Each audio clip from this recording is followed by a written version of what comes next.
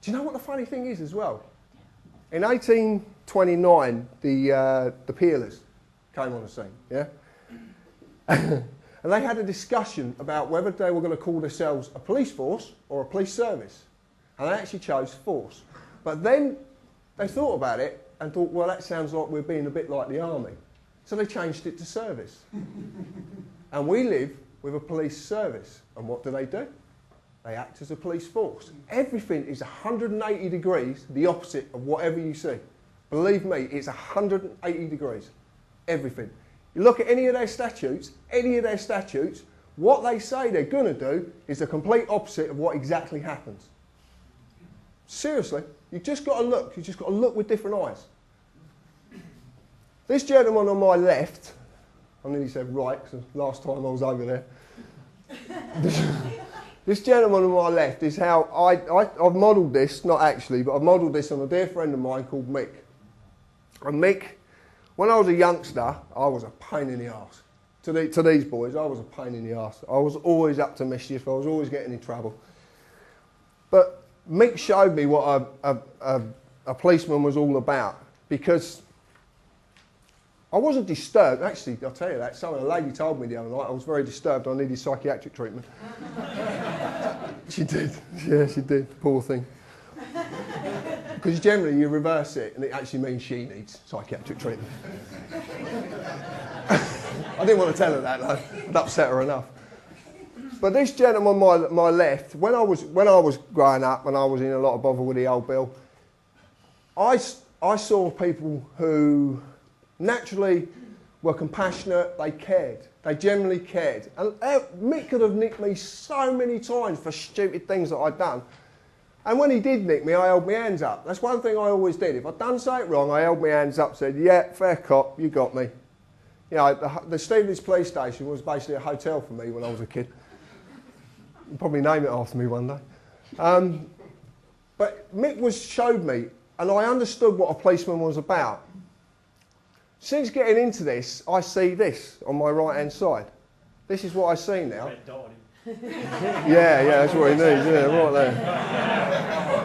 Get some of that. Shut down in a second. But this gentleman on my right is basically, it's this man's persona. Okay? Because he's a corporate employee who's a revenue collector and he enforces statutes. That's how they collect their revenue. Did we all see about the ACPO that just recently come out? Did you see that? Well, the ACPO turns out it's a company that's headed up by chief constables that are telling the police what to do. But they're non-profit making, but they've got £18 million in the bank. Now, if you can work that one out, you're better than me, because I can't work that out, because if you're non-profit making, how the hell do you get £18 million? So there you go. But this is what's basically happening. But this is because they work for a corporation. Now, what we've got is the boys in blue, who a few friends of mine in here have had a run-in with, just recently as well.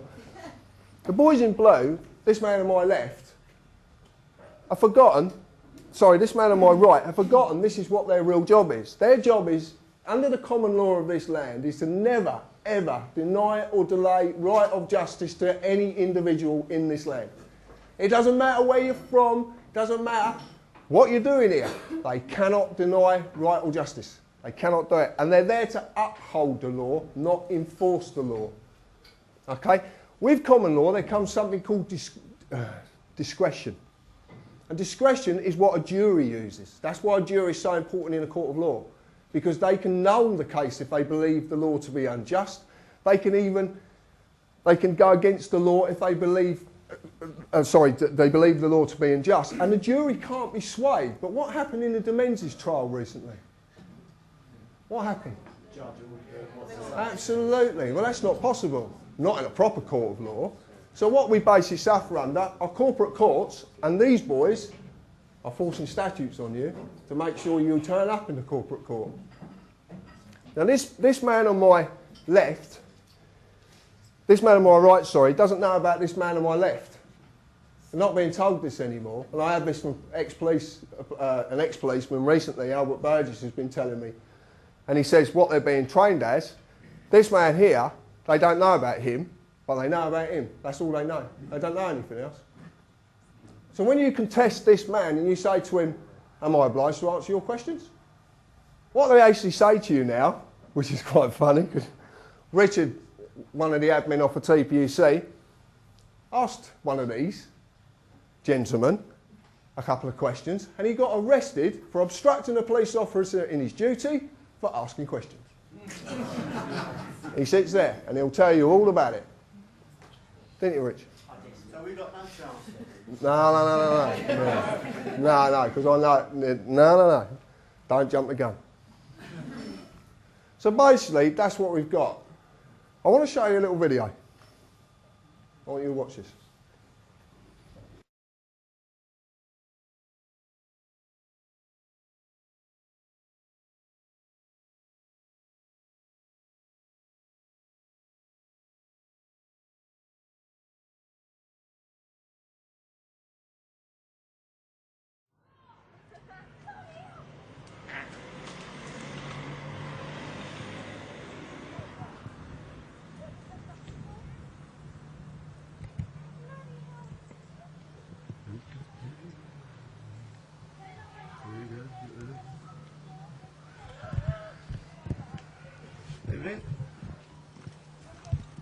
Put the camera down for Can I us, help mate. you?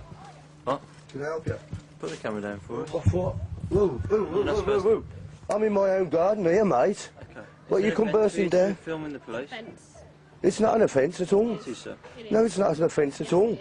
Yeah, I'm a filmmaker, mate. I know the laws. I've been doing this for years, mate. I film the police all the time. It's not an offence. Okay. We're telling you. that it's What an section is it an offence under? offence. Okay.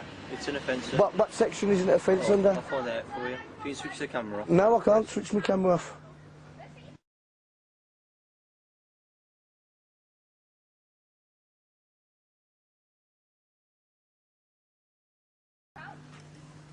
I'm not doing nothing wrong. I'm in my own garden. You've come round our path. I do this all the time, Yeah, mate. if you can. Get this in with this on. Get the mobile phone, the solicitor. Mate, this is a free country. You're entitled by law, yeah? Sorry, it's Claire. Have you got a knitting number for the sergeant? Sarge, just quickly, we've just done a stop check Absolutely, on no Welsh problem, farmland. There's a gentleman here that's filming us. Yeah, he's in his own garden. What's basically happening, if you can't hear this, what's basically happening, these two officers have walked up the garden path and said it's a criminal offence for you to film me. Darren's turned around, Darren, a friend of ours, and said no, it's not. They're saying yes, it is. So what they're doing is they're on the radio now to the sergeant trying to confirm that it's an offence. Because they don't know the law. Have I got to hold this? What's this for the cobwebs? I think you've got it wrong, right? And you know what you ought to do, mate? You know what you ought to do? What he's actually saying is, do you know what you want to do, mate? He says you want to go and petition the MPs to get the law changed, which is what's happened. Yeah, nice one. Some you win, some you lose. Nothing wrong at all. You just... And he's, oh, bless you. Yeah, absolutely. When you hear this properly, you can watch it on our website. This is, believe it, it's just gone around the internet like a virus, a good virus. What basically is, the sergeant comes back and actually says it's not an offence. And you can hear it, and his camera picks up that they just said it. This lady officer, I should call her, tries to pick a fight, and you need to hear it to understand it, but she basically then, because they failed, and she then tries to pick a fight. They're asking for his name, they're asking for his dress. Darren didn't know what he was doing at the time because he didn't understand very much, but it's inherent what goes on. You know what's right or wrong. You don't need to be told it. It's already inherent in you. You know if you do something right or wrong, and Darren knew what they were doing was wrong. So he decided to stand his ground. As you see, they're having a bit of a discussion about it, as they do. It's what he does. He does it all the time. He goes to... No, off I go. Right. I'll explain. Sorry, that was very flippant. No. Seriously, he does do it all the time. He goes to the police meetings and films them. He actually goes in the police meetings. They have these community meetings up in Birmingham where he lives, and he goes in there and he films them because he wants to get what they say on camera, because sometimes when these people are talking, they slip up, and they slip up big time. We've recently got an MP on tape actually saying, "I'm not here to represent the people." He's actually saying it. He's questioned, and he actually says it, "I'm not here to represent the people." What Darren has done, he's done some brilliant videos. What he does is he just films these because they film him. What he says is, the cameras are constantly filming him, so he does exactly the same. What's wrong with that? If they've got something to hide, which obviously they have, now recently, as you've just pointed out, which is very true, they've just changed the statute to say that you can't film them anymore. Okay?